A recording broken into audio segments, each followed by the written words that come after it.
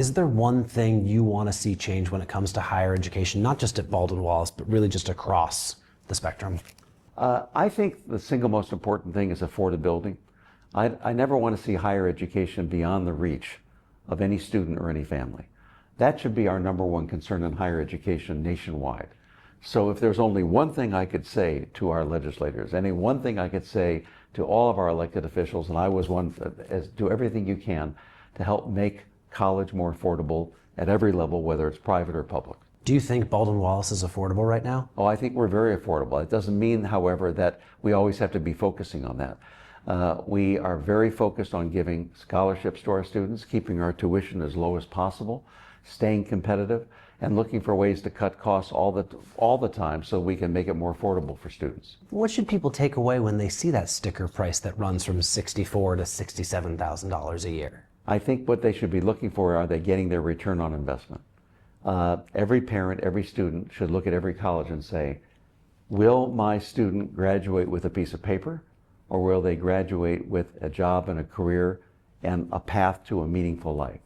And there are some places where they'll get a nice piece of paper they can frame on their wall, but that's not what this education here at BW is all about. It goes far beyond walking on the stage and getting the diploma. It's preparing students for being leaders, having a fulfilling, meaningful career, and also have the skills, not just for today's workforce, but for tomorrow's workforce.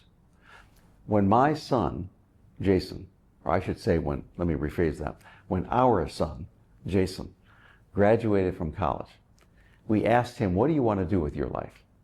And he said something to us I never would have thought to say to my parents in a million years. He said, what I want to do, Dad, hasn't been invented yet. That's the generation that we are educating here. We're educating them for jobs that don't yet exist, using technologies that haven't yet been invented. That's our responsibility. So we're not just preparing them for the jobs of today, we're literally preparing them for the jobs for tomorrow too. Here in Northeast Ohio, we've seen Ursuline College merge with Gannon. We saw Notre Dame College close. Does Baldwin Wallace have anything to worry about?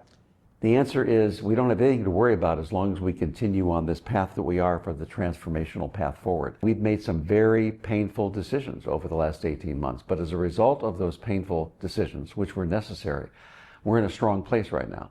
The key, though, is never to take our eye off the ball. We've got to get stronger and stronger and stronger. But yes, BW will be here for at least another 180 years. What was it like for you coming into this, at the state of where higher education is right now? Well, I suppose my timing could have been better. The headwinds facing higher education have never been stronger. And it's not just BW. It's every institution you can think of in Northeast Ohio, and for that matter, all around the country. A shrinking 18-year-old age population, number of employers saying you no longer need a 4-year degree to be employed. Lots of competition here in Ohio. Given that headwind, you have to be stronger, you have to be bolder, you have to take risks, and you have to be very strategic. What do you mean by take more risks? I mean by understanding that there's always change. And if you're stagnant, if you're only focused on doing what you did yesterday, then someone's going to pass you by. So yes, we need to be focused on honoring our historic roots, yes. But I always want to be focused on maybe looking for new markets of students that maybe we've never tapped before. New curriculum for students, like artificial intelligence, areas in which we are always at the frontier. When I was Lieutenant Governor of Ohio, I was also the chairman of the Third Frontier program. And it was focused on investing in startups.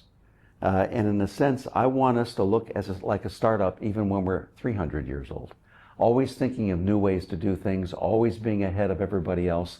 That's not easy to do, but it starts with the mindset, and that's the mindset that I bring to this job. Do you see, when this transformational plan is done, any similarities to what happened in 2024, where 10 programs were impacted and 64 employees? I think it's fair to say that what goes in the future is that we're going to look at every academic offering we have, and we're going to see, does it align with student demand and workforce demand?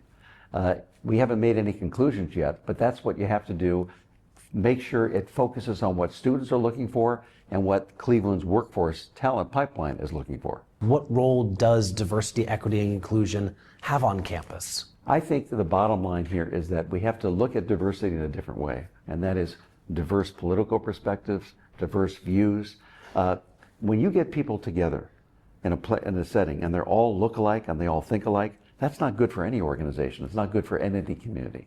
And I think you don't have to be Republican or Democrat, conservative or liberal to see the value in having people with different ideas, different perspectives, and different backgrounds. What's it been like for you seeing, this attempted intervention from the federal government on college campuses? My view is let the educators be educators. And let the educators be able to take a look at what's going on in the future, make sure they don't stay stagnant, listen to the advice of everyone around us. We should always be open to different people's advice, including legislators, including governors, including a president. But in the end, I'm a believer in a society that says empower people to make their own decisions. I think that's the best way to go.